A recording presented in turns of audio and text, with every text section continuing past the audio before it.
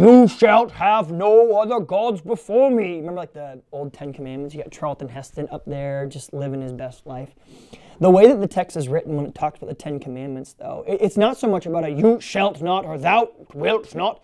It's written more in the tense of God looking at us as the creator of life and saying, I've considered all things, and you really wouldn't want this. Now, not only does breaking the law break the heart of God, but it also breaks the way that God naturally created us as people to live and to operate and what we want to do naturally.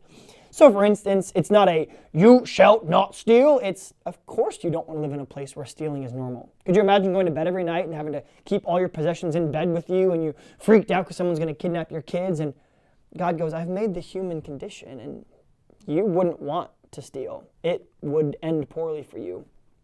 In the book of 1 Samuel chapter 8, this idea of you shall have no other gods before me, it's the first commandment. It's the greatest commandment in all of the 10 commandments.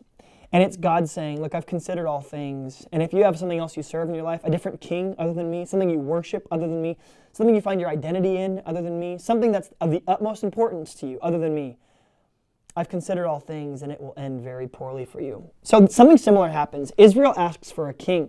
See, God is their king, and God kind of comes to them and says, you wouldn't want another king other than me. Trust me. And Israel goes, you know what? Try me on that one. So they go, God, give us a king.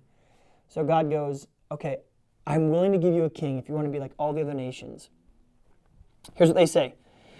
Give us a king like all the other nations have. This is 1 Samuel chapter 8.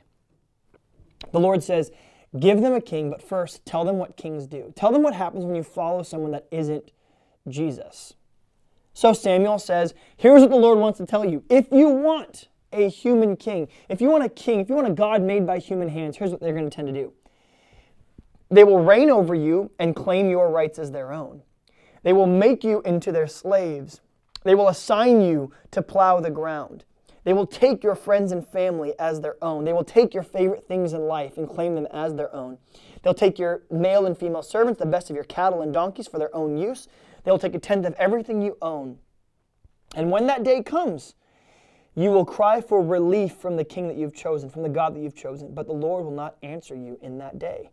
The people refused to listen to God. They said, no, we want a king over us, to go before us and to fight our battles just like all the other nations. The Lord said, then give them the king that they want. See, in free will, God gave us the choice to say, I want to follow a God that isn't the God of the Bible, that isn't the God of the universe. And God simply says, you wouldn't want another God other than me. Because here's what happens. And if any of you have ever been caught in some kind of idolatry where you worship success or sex or money or possessions or people or relationships or boyfriend, girlfriend, whatever it might be, if you've ever been caught in a season where that was the most important thing in the world to you, it's what gave you worth and value, then you already know this to be true. As soon as we make something God that isn't God, it begins to enslave us. It begins to steal from us and rob us and take away joy and even possessions. We begin to become enslaved to a point where we're giving it everything, and in return it promises us nothing. And so God simply says, etched in stone, you wouldn't want any other God but me.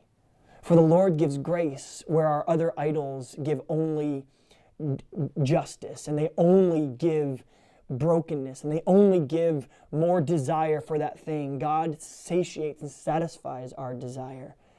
And so God promises us a better way of living. Trust me, you don't want that king, God says. You want to follow me. Well, it's true. Later on in the story, you might know the story of a guy named David. He goes out and fights a Goliath, who is a giant from the Philistine army. And what do they ask for in chapter 8? We want a king who'll go fight our battles for us. Well, in the moment, the other gods you serve are going to promise you a lot. Oh, I'll fight your battles for you. I'll take care of you. I'll satisfy you. And then a few chapters later, a 12-year-old boy has to fight the battle for Israel because their king, King Saul, the tallest guy in the whole nation, refuses to fight the battle. You see, idols promise much, but deliver very little. God, on the other hand, says, if you know and trust me, and you know that I love you, you wouldn't want any other gods but me. We'll see you guys tomorrow.